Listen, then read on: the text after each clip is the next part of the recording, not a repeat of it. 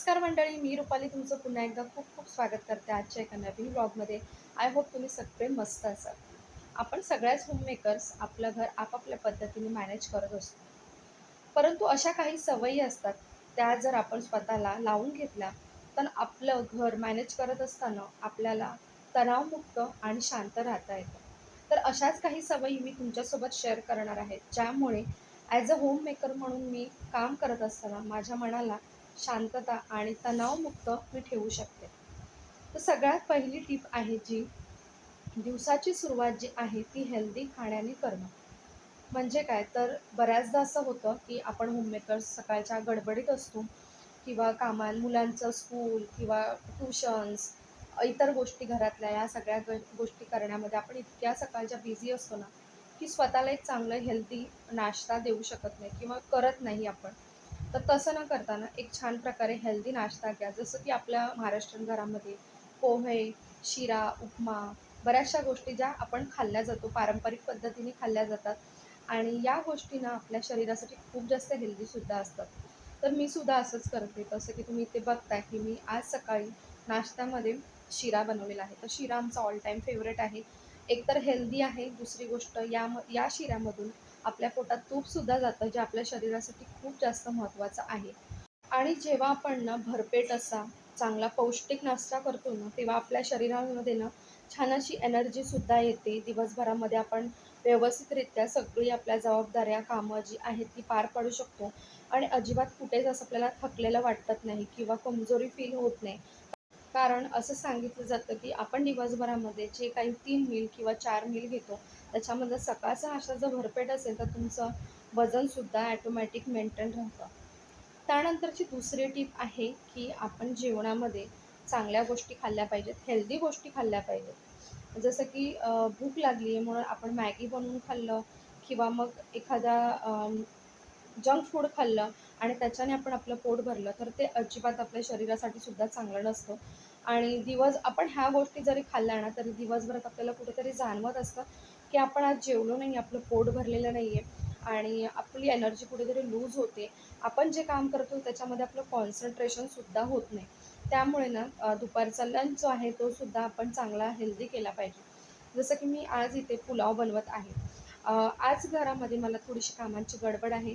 त्यामुळे मला पूर्ण स्वयंपाक करायला जमणार नाही. परंतु मला हेल्दीसुद्धा खायचं आहे. त्यामुळे मी इथे भरपूर भाज्या आणि पनीर यूज करून छान असं बिर्याणी किंवा पुलाव ज्याला आपण म्हणतो, तर ते मी बनवणार आहे. जेणेकरून मी भरपेट जेवू शकते आणि माझ्या शरीराला एनर्जी मिळेल, पौष्टिकसुद्धा मिळेल आणि माझा वेळही वाचेल आणि मला इतर कामांसाठी वेळसुद्धा मिळेल. तर दुसरी महत्त्वाची टीप आहे, की आपला लंच जो आहे तो सुद्धा आपण भरपेट केला पाहिजे. कारण बऱ्याचदा असं होतं ना, की सकाळचा नाश्ता आणि दुपारचा लंच हा आपण भरपेट केला तर आपला दिवसभर जे रुटीन असतं ते छान प्रकारे आपण मॅनेज करतो आणि आपणही शांत राहतो, आपलं माइंड शांत राहतं. कारण मनात कुठेही अजिबात विचार येत नाही, की आपण काही जंक फूड खाल्लं पाहिजे किंवा दुसरं ज्याला आपण चटर गोष्टी म्हणतो त्या खाल्ल्या पाहिजेत. कारण आपलं ऑलरेडी पोट जे असते ते व्यवस्थितरित्या भरलेलं असतं. तर ही टीप देखील तुम्ही नक्की फॉलो करा. शक्य होईल तितक्या हेल्दी गोष्टी खाण्याचा प्रयत्न करा. आता तुम्ही म्हणाल, की असं होतच नाही, की आपण अजिबात कधी जंक फूड खात नाही. तर खातो आपण, मी सुद्धा खाते.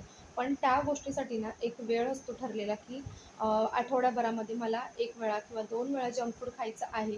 कारण आपण आपल्या मनाला सुद्धा मारू शकत नाही. कारण आपली इच्छा असते सगळ्या गोष्टी खाण्याची.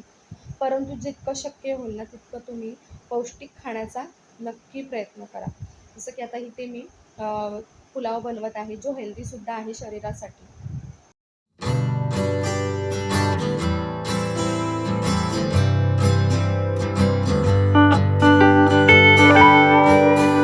तरची महत्त्वाची टीप आहे, की सगळ्या गोष्टी ज्या आहेत आपण वेळच्या वेळी केल्या पाहिजे.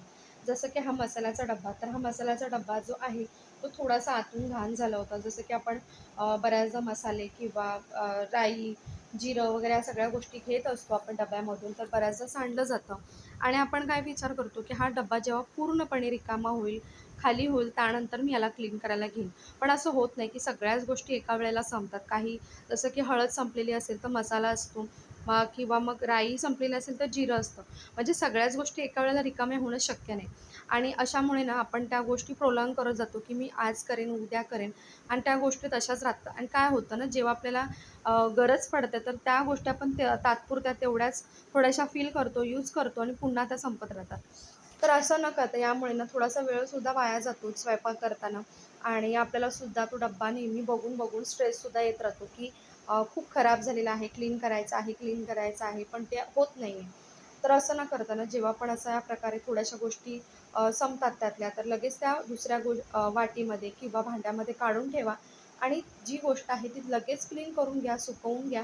पुन्हा त्या सगळ्या गोष्टी तशाच फील करून ठेवा, जेणेकरून तुम्हाला स्वयंपाक करताना प्रसन्नही वाटेल आणि सगळ्या गोष्टी ज्या आहेत तुम्हाला एकाच वेळेला हँडी मिळतील सुद्धा. जसं की या मसाल्याच्या डब्यामध्ये मी राई, जिरं, त्यानंतर थोडेसे सुके मसाले, त्याचबरोबर जिरा पावडर, धने पावडर, लाल तिखट, काश्मीरी मिर्च, हळद या सगळ्या गोष्टी ठेवत असते. म्हणजे एक डबा ओपन केल्यानंतर मला इतक्या साऱ्या गोष्टी मिळतात. प्रत्येक वेळेला प्रत्येक डबा काढून लागणारा वेळ जो आहे तो मी इथे वाचवू शकते. त्यामुळे स्ट्रेस फ्री तर राहते, स्वयंपाकातला वेळसुद्धा वाचतो आणि मला इतर कामं करण्यासाठी खूप सारा वेळसुद्धा मिळतो. तर इथे मी डब्बे वगैरे सगळे सुकायला ठेवलेले आहेत. चहा पिऊन घेते. त्यानंतरची महत्त्वाची टीप आहे की गोष्टी तुम्ही युटिलाइज करायला शिका. तर हा एक बॉक्स होता कार्डबोर्डचा, जो मी युटिलाइज करणार आहे. तर इथे मधल्या साईडला जो त्याचा भाग ओपन आहे, तर तिथून मी काही गोष्टी त्याच्यामध्ये टाकू शकते. जेणेकरून जसं की आपले छोटे-छोटे बिल्स वगैरे असतात किंवा काही दुकानाचे बिल्स असतात, जसं की आपण काही खरेदी करून आणतो. तर ते या बॉक्सच्या छोट्या-छोट्या जी जागा आहे स्क्वेअरमध्ये त्यातून टाकू शकते आणि वरच्या साईडने महिन्याचे एकत्र झाल्यानंतर सगळे बिल जे आहे ते मी ओपन करू शकते. तर याला डेकोरेट करण्यासाठी छान असं वॉलपेपर लावून घेतलेलं आहे आणि अशा प्रकारे ही गोष्टसुद्धा युटिलाइज झालेली आहे आणि मला बिल्स वगैरे जे आहेत ते स्टोअर करण्यासाठी सुद्धा उपयोग होईल. त्यानंतरची महत्त्वाची टीप आहे जी आपण आपल्या मनाला शांत ठेवण्यासाठी, तणावमुक्त ठेवण्यासाठी स्वतः काहीतरी केलं पाहिजे. जसं की योगा, प्राणायाम, त्याचबरोबर मेडिटेशन आणि त्याचबरोबर महत्त्वाचं की देवपूजा. बऱ्याच जणांना देवपूजा केल्याने मनाला शांतता मिळते. तर त्यातलीच मी सुद्धा आहे, की मला जेव्हा देवाची पूजा वगैरे मी माझ्या पद्धतीने करते, तेव्हा मला खूप जास्त मनाला शांतता मिळते. तणावमुक्त वाटतं मला स्वतःला. त्यामुळे मी त्या गोष्टी करत असते. तर तुम्हीसुद्धा ही नक्की टिप फॉलो करा.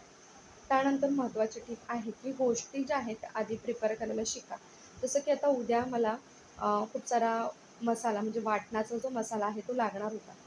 परंतु सकाळी जर मी हा करायला घेतला तर मला खूप उशीर झाला असता या सगळ्या तयारी करण्यात. कारण आपण जसं वाटणाचा मसाला करतो महाराष्ट्रीयन पद्धतीने, तर कांदा, लसूण, खोबरं, अख्खे मसाले काही गोष्टी या सगळ्या लसूण वगैरे, आलं ह्या सगळ्या गोष्टी एकत्रित करण्यासाठी थोडासा वेळ लागतोच आपल्याला मसाला भाजण्यासाठी वगैरे. तर जर मी आयत्या वेळेला सकाळी करायला घेतला तर माझा खूप सारा वेळ वाया जातो.